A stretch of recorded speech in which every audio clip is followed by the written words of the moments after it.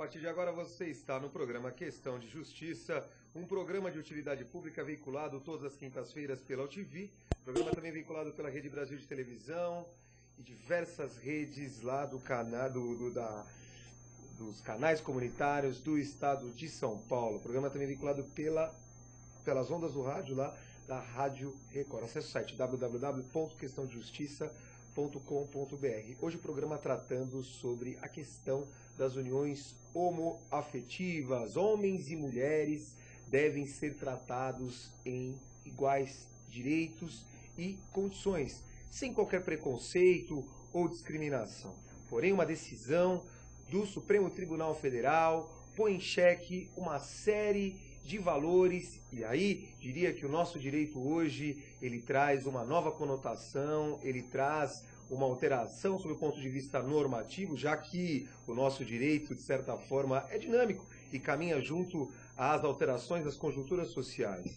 E aí essa decisão põe em xeque uma série de questões e traz legislação, poder judiciário e a própria igreja, a própria religião, como instituições e como poderes que discutem essa questão e colocam essa questão em xeque. Afinal, como ficaria essa questão homoafetiva frente a toda a nossa legislação brasileira? E para falar sobre essa questão, nosso convidado de hoje, Dr. Fernando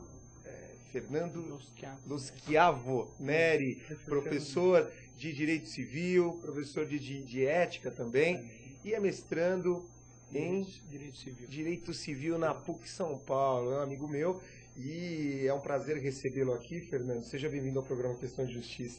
O prazer é todo meu, doutor Leopoldo, e vamos conversar a respeito. Esse assunto é polêmico. Bastante. Olha, esse assunto é muito polêmico, essa questão das uniões homoafetivas. Acho que só para o nosso telespectador entender, essa questão das uniões homoafetivas. Ou seja, decisão do Supremo Tribunal Federal, ela coloca em xeque, ela traz uma nova situação jurídica e que influencia nas relações sociais como um todo. Ou seja, hoje como é que fica essa questão? Existe bastante controvérsia a respeito, inclusive por conta de uma recente decisão do juiz da primeira vara da Fazenda Pública de Goiânia, onde ele questiona a legitimidade do Supremo Tribunal Federal para dar interpretação extensiva do artigo 1723. É interessante dizer que, ao ter contato com a sentença desse juiz, identifiquei no mínimo 8 pontos de fundamentos que vão colocar assim a decisão do Supremo Tribunal Federal na ação declaratória de inconstitucionalidade e na DPF 132 na contramão daquilo que eles vinham argumentando. Só para entender, com a decisão do Supremo, porque a sociedade como um todo estava acostumada com aquela questão. Bom, união entre homem e mulher, com fins a constituir uma família. Uma união chamada união estável. E aí muitos cidadãos, e aí muitos homens e mulheres, e aí falando de mesmo sexo, eu diria, acabam convivendo juntos e acabam, entre aspas, constituindo uma família. E com essa constituição de família acabam, por exemplo, adquirindo direitos que eles pleiteiam. E aí o que acontece? Tem a questão previdenciária, tem uma série de direitos que isso é levado em conta na hora de se pleitear isso judicialmente. Isso não era acolhido. Me parece que com essa decisão do Supremo, o que acontece hoje? Hoje, uniões homoafetivas. A partir do momento que existe uma união homoafetiva, uma situação de união estável, há a possibilidade de se pleitear isso na justiça? Então, a decisão do Supremo, ela tem efeito vinculante.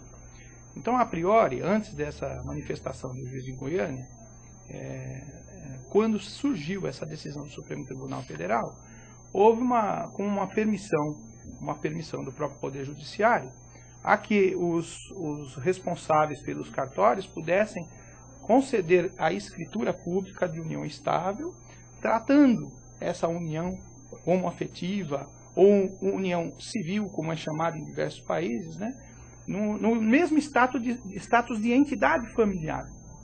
Então, albergaria aí os mesmos direitos que o casamento, que a união estável, que a família monoparental, todas aquelas entidades que estão elencadas no artigo 226, parágrafo 3º da Constituição Federal.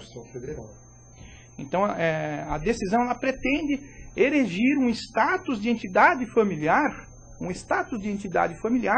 à união de pessoas do mesmo sexo.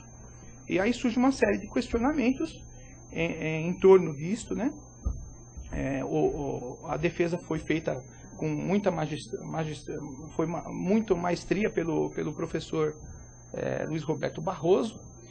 Foi muito bonita a sua defesa, bem comentada, mas os aspectos trazidos por essa decisão de Goiânia não foram no todo abordados durante o exame de mérito da ação declaratória de inconstitucionalidade e da arguição de descumprimento de preceito fundamental pelo Supremo Tribunal Federal.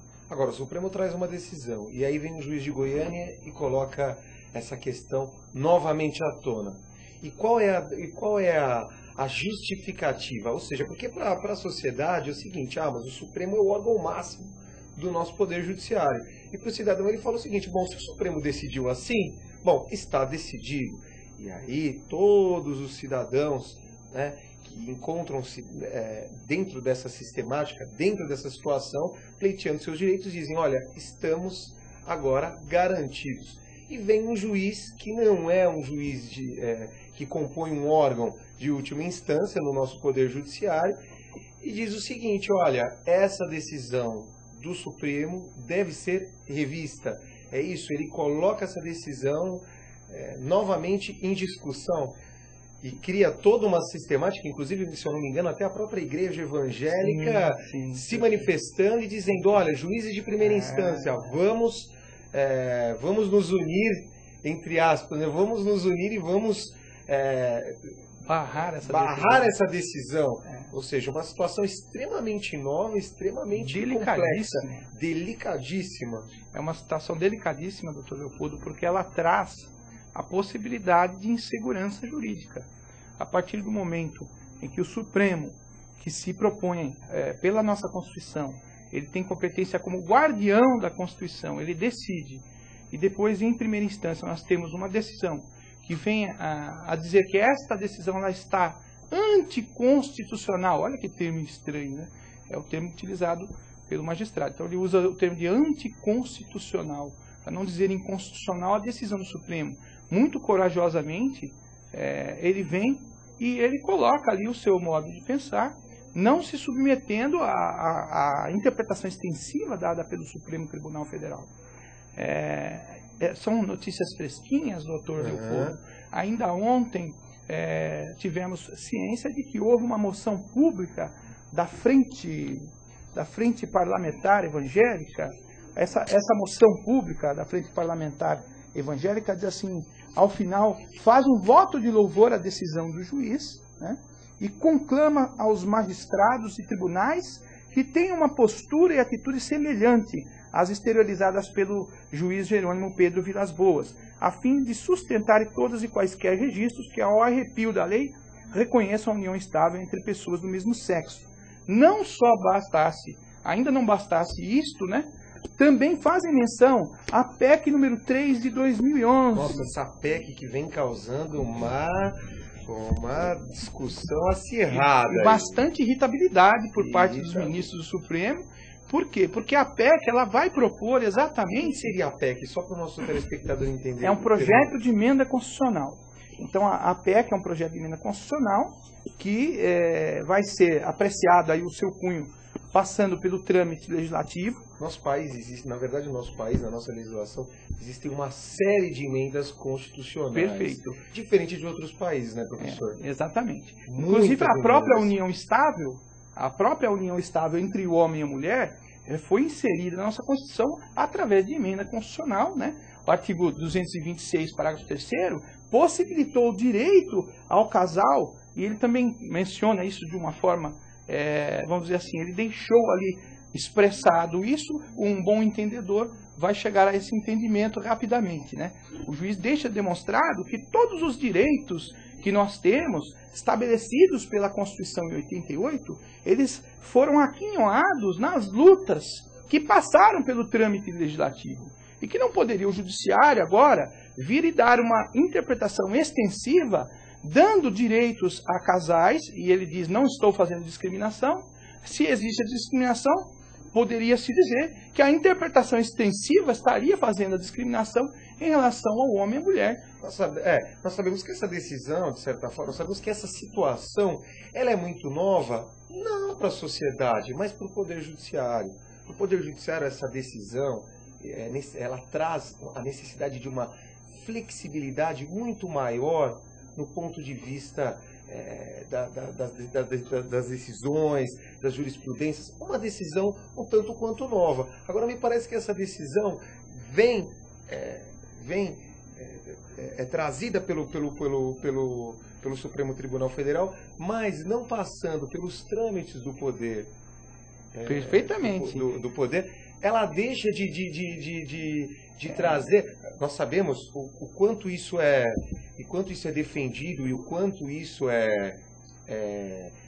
nós sabemos a briga, né, dos casais, havia muita discriminação de uniões do mesmo sexo, quanto eles brigam para que essa decisão seja julgada. Agora, de certa forma, a sociedade me parece que não opina nessa questão. E é uma decisão que altera, de certa forma, toda a conjuntura. Agora, ela não passando por através de um projeto, através de um projeto legislativo, se é assim que ele coloca, e essa decisão sendo colocada, de certa forma, pelo Poder Judiciário, pelo órgão máximo. Segundo ele, estaria afrontando. Parece que afronta, segundo ele. É uma ordem, uma sequência muito lógica dos pensamentos expostos pelo juiz de Goiânia. Ele fundamentou muito bem. Aqui eu estou fazendo uma análise crítica do texto e dos fundamentos. É óbvio que o direito ele agasalha diversos tipos de interpretações. E é bem técnico, por Exatamente. sinal.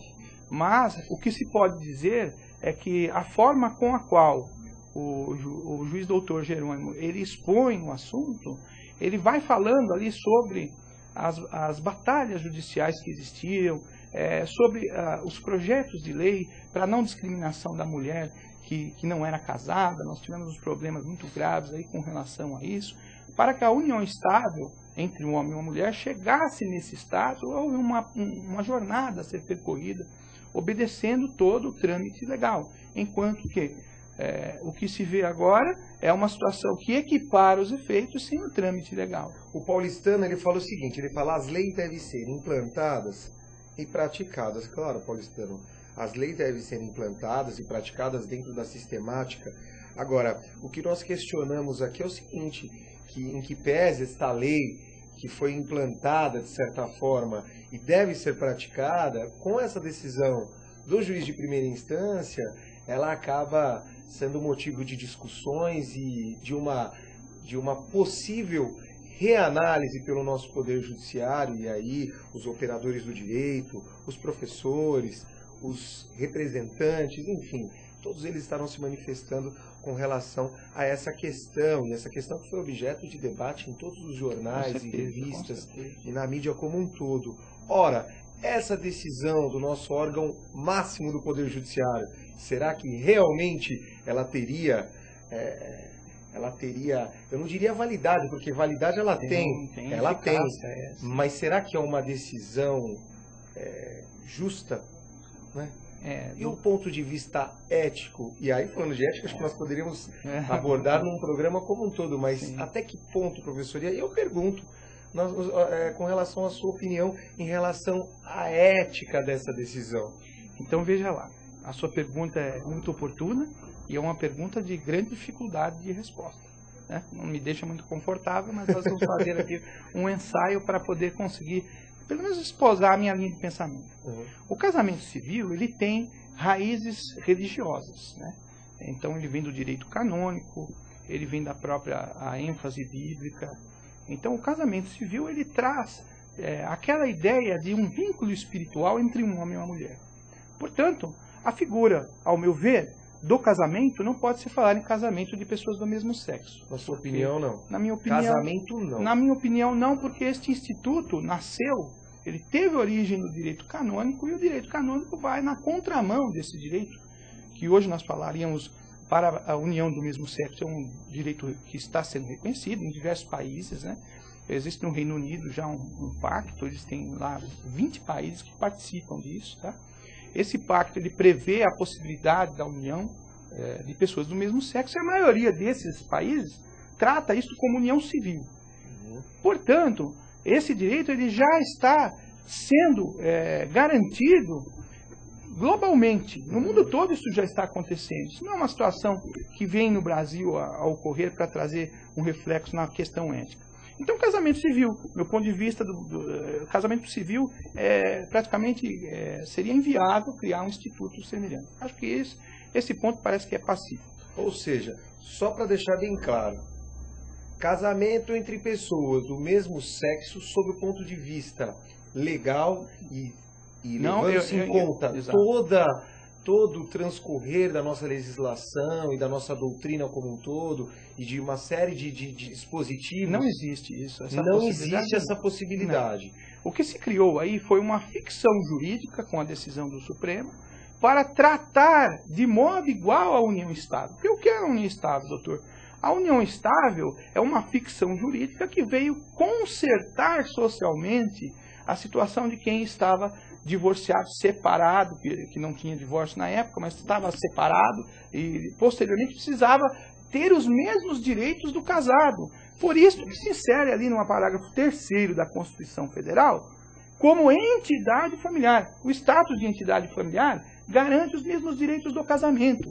E a decisão do Supremo Tribunal procurou vincular esse efeito dos mesmos efeitos, que seria erigir ao status a união civil entre uma pessoa do mesmo sexo, né, pessoas do mesmo sexo. O tratamento é igual. Segundo a coletânea da professora Maria Berenice Dias, esta decisão do Supremo albergaria aí 112 direitos aos casais homoafetivos. Isso já vinha sido reconhecido aí pela Secretaria da Receita Federal, primeiro o INSS, né, que concedia ao companheiro do mesmo sexo os mesmos direitos, posteriormente a Secretaria da Receita Federal, enfim, são 112 direitos reconhecidos. Agora surge a polêmica e esta PEC, número 3 de 2011, que sair, ela vai tentar fazer o quê? A bancada evangélica, através do deputado Nazareno Fonteles, ele vai procurar alterar a redação do inciso 5º do artigo 49 da Constituição, por meio do projeto de emenda constitucional, número 3, para sustar os atos normativos dos outros poderes que exorbitem do poder regulamentar ou dos limites da delegação legislativa. Ou seja, os poderes têm que ser fiscalizados pela vontade do povo, e a vontade do povo emanaria daqueles que são eleitos pelo povo para ocupar o cargo.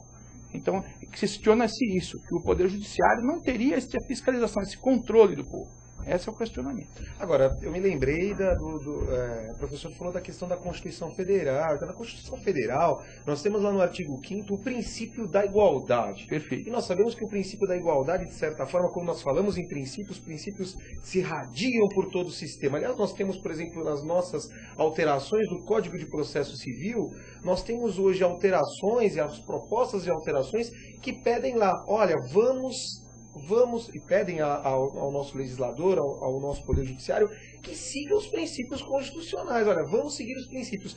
E esses princípios, e aí eu diria esse princípio da igualdade, que garante igualdade de direitos a todos nós cidadãos, como é que fica essa questão? Porque é o que se discute, mas existe o princípio da igualdade, todos nós somos iguais em direitos.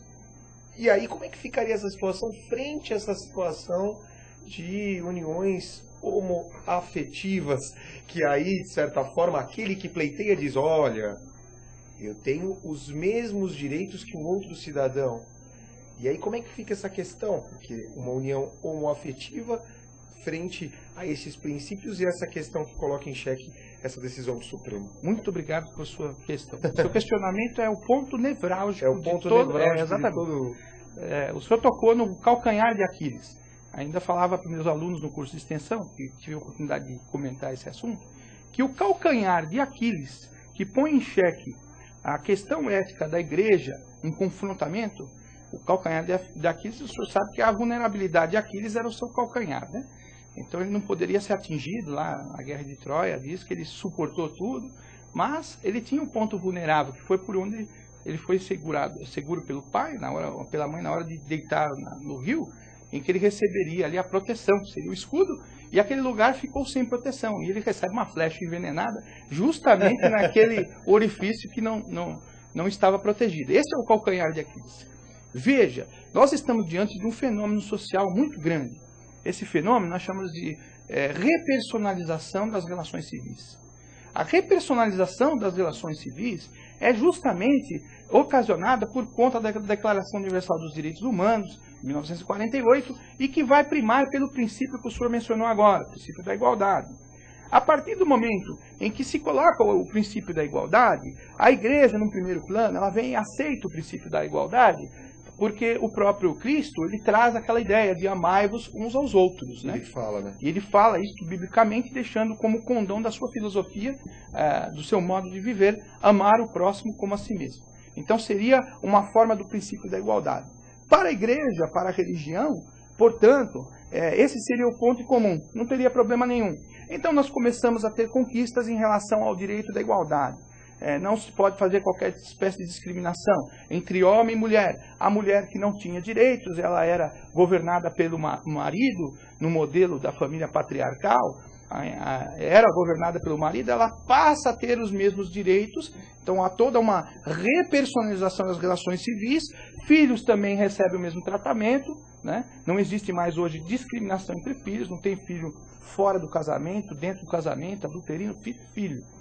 Inclusive o adotivo também, ele passa a ter os mesmos direitos dos filhos legítimos. E nós construímos aí um mundo novo. Na verdade, acho que a própria sociedade, ela se constrói, ela cria esse mundo, a alteração dos valores que influenciam nas normas, né, professor? Exatamente. E digo que é o calcanhar de Aquiles por quê? Porque nós estamos construindo uma sociedade diferente.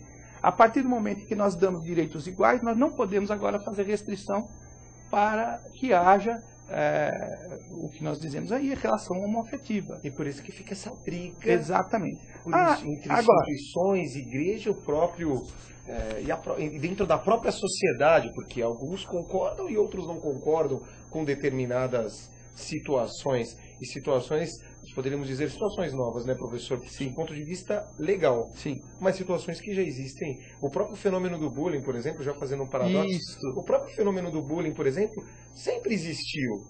Mas agora... Nunca foi notado, né, professor? Não era notado. E agora vem... Não sei se o senhor foi vítima de bullying quando criança, eu também já fui. Olha, sempre, né? Eu era muito quieto, franzina, né? Então eu sofria bullying dos amigos. Mas hoje eu já soube perdoar, já superei isso, eu sou uma pessoa bem crescida. Mas veja, todos esses problemas são problemas sociais.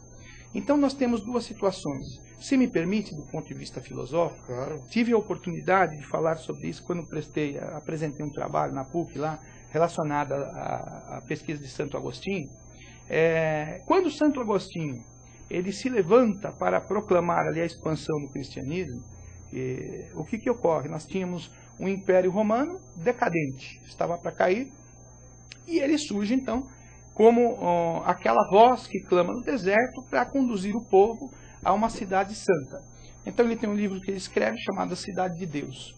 No livro Cidade de Deus, Agostinho, famoso. Exatamente, ele retrata o quê? Um novo modelo político. Então Agostinho ele vem e ele fala, olha, nós temos um reino diferente, um reino novo, um reino de paz, um reino de justiça, de equidade. Então você tem que primar em ser cidadão deste reino, o reino dos céus, que é o teu reino. E ao trazer esta novidade, esta notícia para a decadente situação em que se encontrava o povo de Roma, ali, o império caindo, a invasão bárbara, ele também projeta, esta é a minha forma de interpretar, ele projeta a sua morte, fazendo uma barganha da sua vida para a libertação do povo, para a invasão dos bárbaros por Hipona, ali, o norte da África. Então vejam, o que ele fez? Ele construiu um modelo político para conduzir a igreja, que depois se transformou num império, acumulando o poder político, naquela que conduziria a nação. Só que este modelo, desde o tempo feudal para cá, ele foi perdendo a sua força. E a tendência, doutor Leopoldo, é desaparecer. Então aí que vem o grande fenômeno social. Eu sei que muita gente vai ficar perplexo com o que eu vou dizer, mas pegando... Posso? Claro, fique à vontade, viu? Vai bombar, esse negócio vai bombar. O que ocorre? Não estou analisando aspecto de cunho religioso, né? Estou colocando a situação de modo ético e analisando os fatos aqui pelos dados estatísticos. Por favor, não interprete isso aqui de uma forma extensiva. Aqui eu peço que você, cada um aplique a interpretação. Claro, não, o nosso programa ele é assim, ele respeita todos os posicionamentos e todos os pontos de vista. Inclusive, aqui nós não pendemos por nenhum tipo de posição. Nós trazemos aqui todos os operadores, inclusive até fazemos um convite aqui, já para que os representantes, até o próprio representante da igreja, venha até o programa e coloque a sua posição, coloque o seu ponto de vista sobre essa questão. Exato. Nós vamos trazer professores, os próprios representantes do Poder Judiciário e a própria igreja, porque através desses questionamentos eu acho que nós construímos um mundo melhor. É através dessa forma de pensar. A discussão acho que é própria dessa construção, desse amadurecimento, dessa nova ótica de se ver o mundo, né, professor? Eu acredito. Com certeza. Eu faço essa ressalva porque o dado é interessante. Quando você está fazendo um determinado estudo, aí você encontra alguns pontos de similitude. E aqueles pontos de similitude, quando você puxa, você chega a ter algumas ideias. Então, qual é a intenção? Trazer aquilo que eu descobri, que não parece ser muita coisa, mas é um ponto que talvez seja um ponto-chave, para que aqueles que acharem interessante desenvolvam. Então, nós temos lá o acordo do Reino Unido, que envolve mais de 20 países aí que possibilitam as uniões civis de pessoas do mesmo sexo. No Reino Unido? Reino Unido. Então, tem diversos países como Uruguai, Holanda, Suíça. Então, eu descobri que um instituto nos Estados Unidos, chamado American Physical Society, este instituto de renome, ele fez uma pesquisa e ele encontrou na sua linha de pesquisa que os países desenvolvidos, e veja, a homoafetividade surge não de países subdesenvolvidos. A homoafetividade surge de países desenvolvidos. De países desenvolvidos. Portanto, ela é um produto da evolução da raça humana, se pode dizer raça humana, que eu não gosto muito dessa frase, não. Mas a sociedade, à medida que ela evolui, na tecnologia, na ciência, ela adquire a possibilidade de abarcar essa união homoafetiva. Então, não está surgindo dos lugares que são pobres, ou têm dificuldade, não, vem daqueles que são ricos e abastados. Então, a união homoafetiva, ela começa ali. E dentro desse acordo, eu fiz aqui uma comparação com a pesquisa. A American Physical Society, ela fez uma pesquisa pautada desde o século XIX e ela identificou que diversos países, tá? Diversos países estão perdendo a fé. Olha que coisa interessante. Diversos países estão deixando de crer em Deus. Não tem religião nenhuma. Há uma tendência, por exemplo, faço até a ressalva aqui, o estudo projeta pelos dados estatísticos que na Holanda, que é um dos países de vanguarda no casamento ou união civil aí, homoafetiva, na Holanda, até 2050, 70% dos holandeses não estarão seguindo religião nenhuma mais. Olha só. Então, o que isso nos faz observar? Não estou me colocando aqui de novo falar contra os direitos dos casais do mesmo sexo. Eu acredito que deve ser respeitado. Do meu ponto de vista, deveria existir o trâmite legislativo normal. Mas existe uma estatística aí. Existe uma estatística e é de um instituto de peso, né? Esse Instituto Americano de Dallas. Tá, quem quiser depois pode nos mandar um e-mail, a gente fornece o material, todo o material do que eu estou dizendo aqui eu forneço para que os senhores possam acompanhar. E o que eu fiz? O cotejo.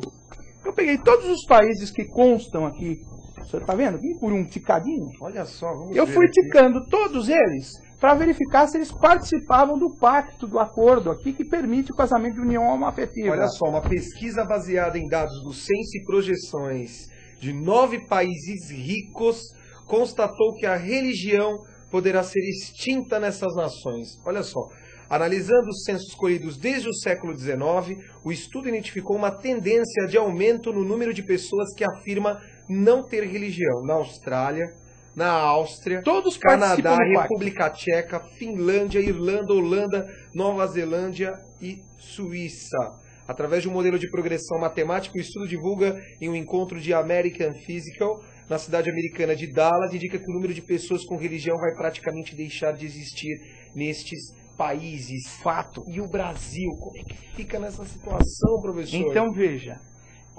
é uma situação até para aqueles que são evangélicos, uma situação que eles dizem profética, né? Por quê? Porque o próprio Cristo, ele menciona na Bíblia lá, haverá fé na terra quando voltar o Filho do Homem, porque eles esperam um retorno, né, do Cristo, e o Cristo diz isso, haverá fé na terra.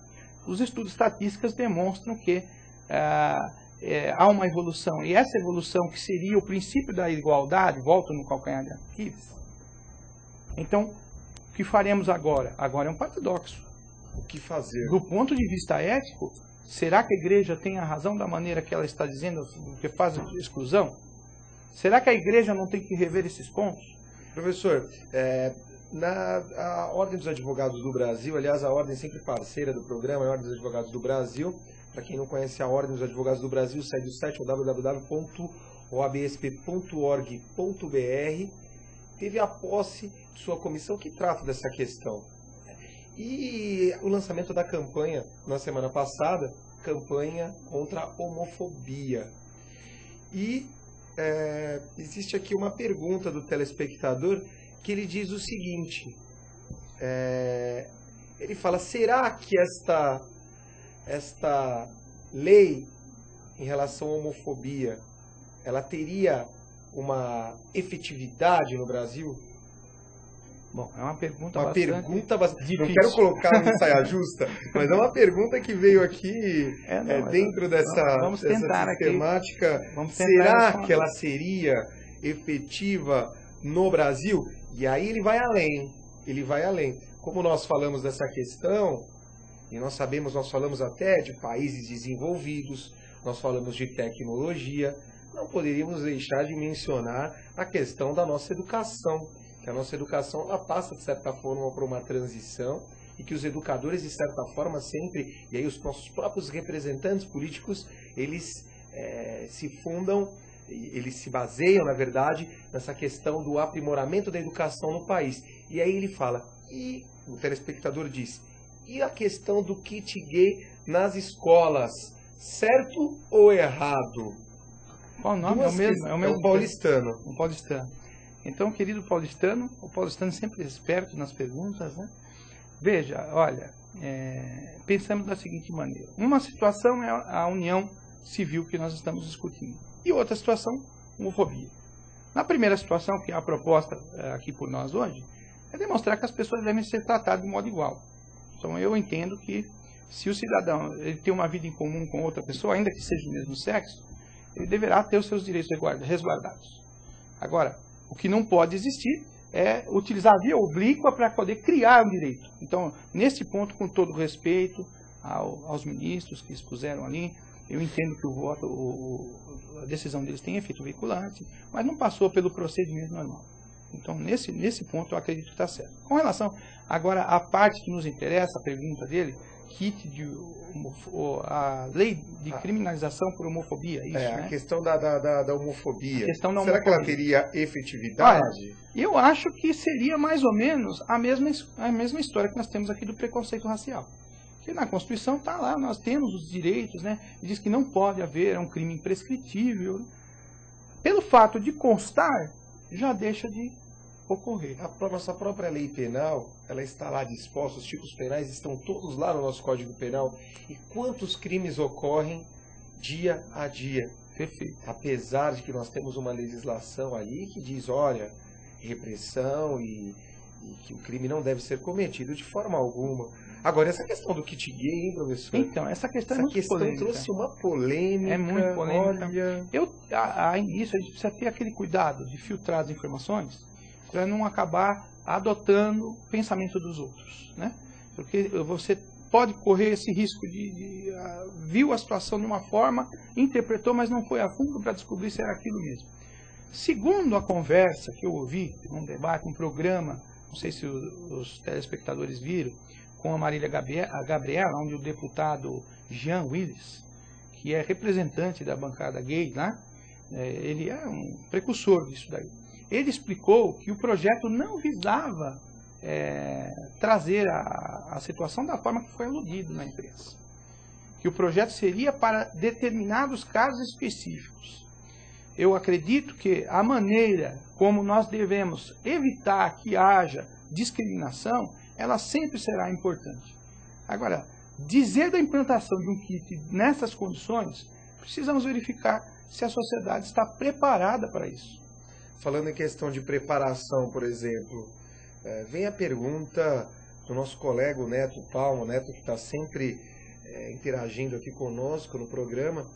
O Neto, ele pergunta o seguinte, ele fala o seguinte, no caso de uma separação, falamos de uniões homoafetivas, no caso de uma separação, com quem ficaria, por exemplo, nós sabemos que na nossa legislação nós temos que no caso de uma separação, aqueles bens ficam ou com o homem ou com a mulher. A pergunta dele no caso de uniões homoafetivas, porque no caso de uma separação, nós sabemos que quando existe um homem e uma mulher, a mulher tem um filho.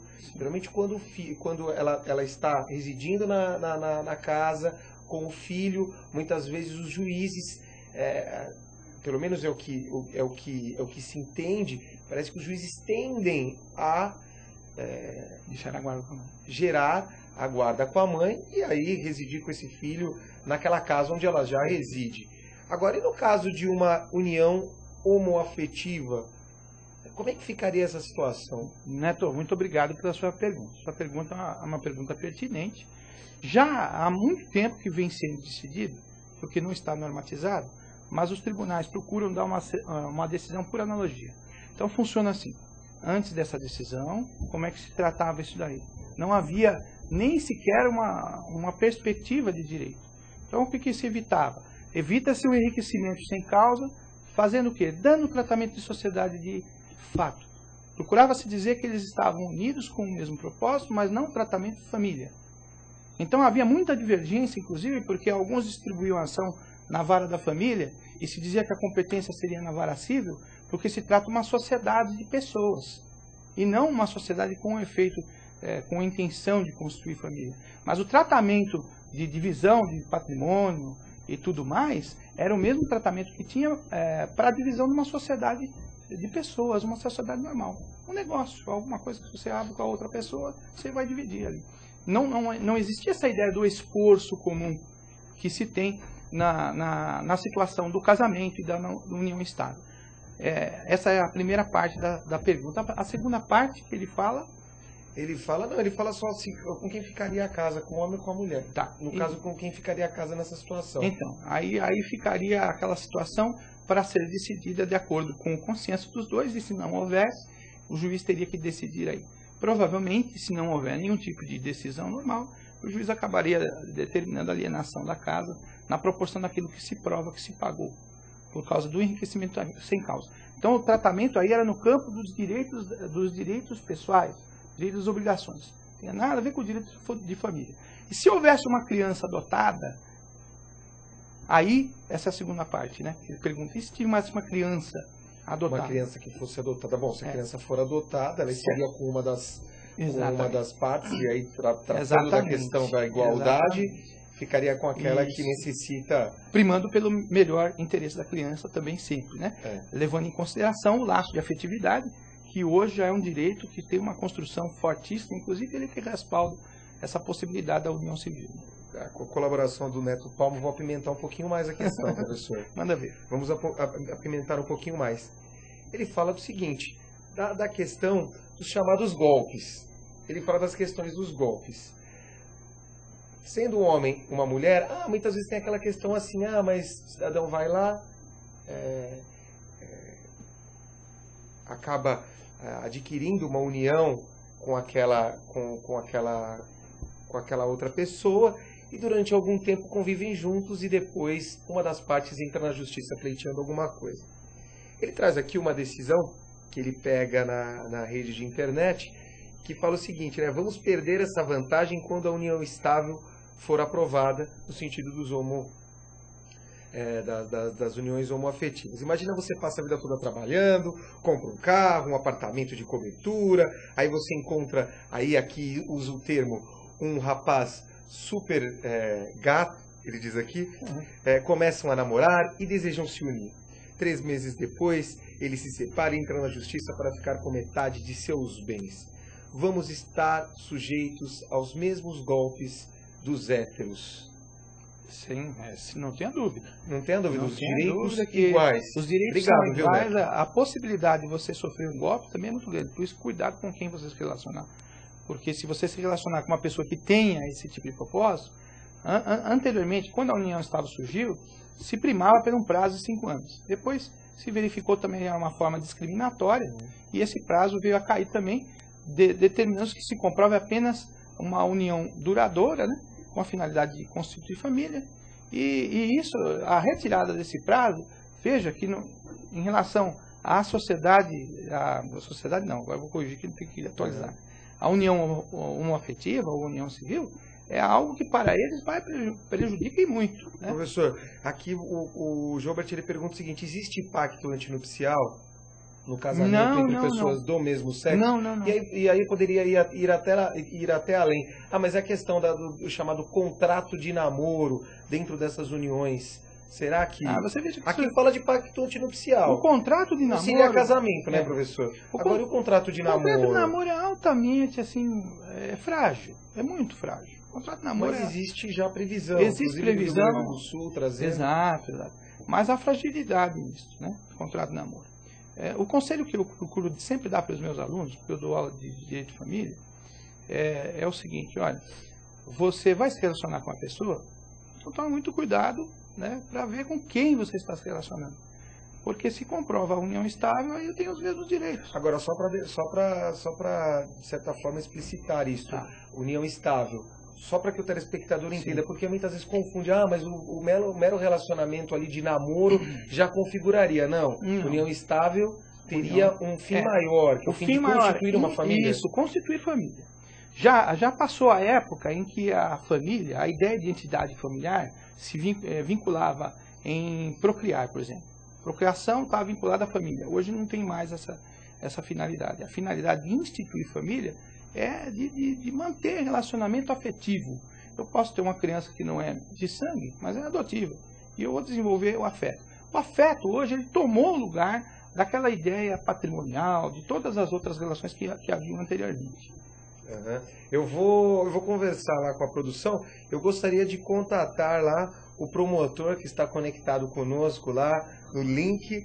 Eu gostaria de conversar lá com o promotor José Carlos Lati. Promotor, o senhor está por aí, promotor? Vamos lá conversar com o promotor.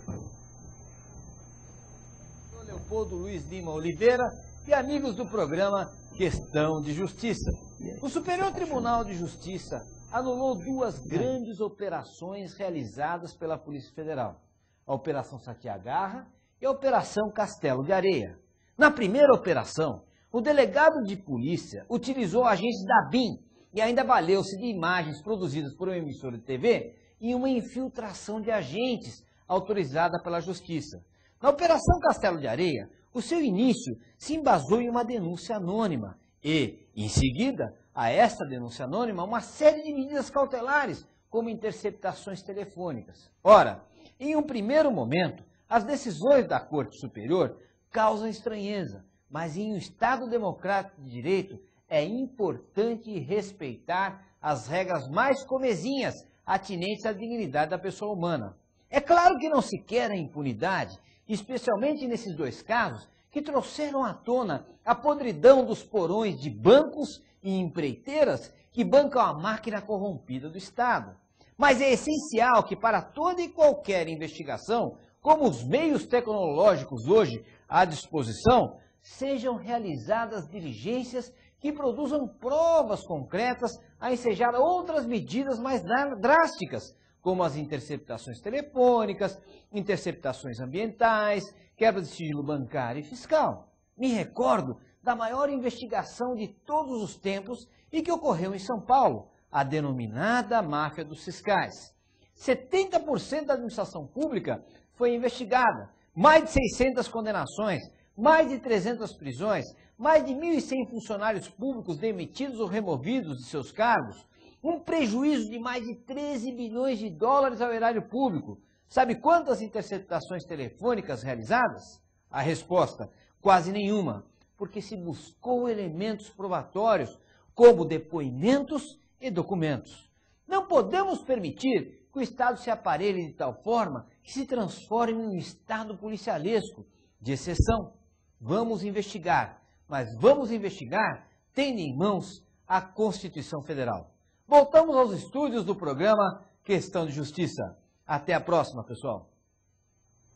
O promotor Blatt trazendo essa questão envolvendo a questão das provas, as interceptações telefônicas, de diversos mecanismos que podem ser utilizados no nosso Poder Judiciário para que seja encontrado vestígios, sejam encontrados elementos, né, que possam condenar. O promotor trazendo a questão da semana, trazendo essa questão que trouxe uma discussão em torno do trabalho da Polícia Federal. Promotor, agradeço pelas considerações.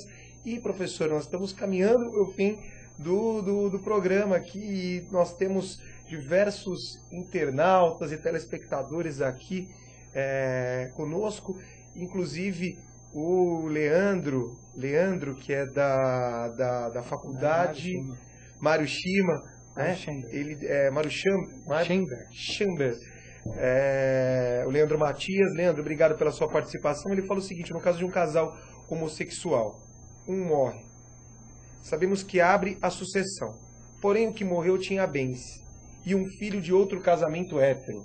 Nossa Senhora, ele coloca a questão bem... Bom, como fica o filho? Já tem possibilidades de ficar com o bem ou ficará na posse do cônjuge vivo? Leandro, você quer colocar o professor aqui numa situação complicada, hein? Perguntas complexas aqui pro professor, hein? Mas nós fazemos, viu? Obrigado, Leandro. Muito obrigado, Leandro. Leandro é muito estudioso, ele sempre traz uma contribuição significativa. Sempre. Aliás, todos aqui que interagem com a gente, o Neto, o Novaes e... Eles fizeram perguntas bem capciosas, né? Bem capciosa, né? Mas é gostoso porque a gente exercita a mente. Então, Leandro, olha, a sua questão é bem pertinente. Então, veja. A partir do momento que houve esse efeito vinculante da súmula, abre-se um precedente para que o tratamento do espólio, ali no caso de sucessão, seja isonômico. Então, no meu entendimento, todos os herdeiros passariam a ter o mesmo tratamento isonômico, seguindo as regras que se tem mesmo para o direito de sucessão. Então, não existe nenhuma espécie de privilégio, né? É óbvio que a família vai poder questionar. Tem caminhos aí, né? Como não sabemos que desdobramento haverá. A Corregedoria anulou essa decisão do juiz de Goiânia, ainda ontem foi anulado pela Corregedoria, e não sabemos qual o desdobramento disso. Mas, a princípio, neste momento, o tratamento seria o mesmo.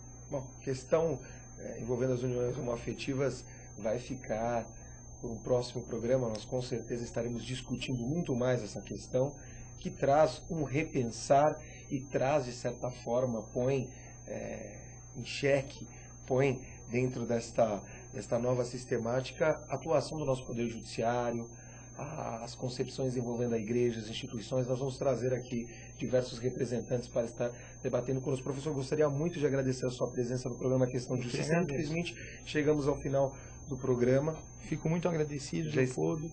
Foi uma honra o seu convite, me sinto honrado com isso, muito obrigado. Já está convidado a retornar. Gostaria de agradecer a todos vocês, internautas, que estiveram aqui conosco hoje, a cantora Anício, Neto Palma, Jobert, o professor Leandro, lá, o Leandro da faculdade, o Tadeu, Novaes, enfim, diversos internautas que estiveram conosco. Você que também não está no chat, mas está nos assistindo, obrigado pela sua participação, pela sua paciência.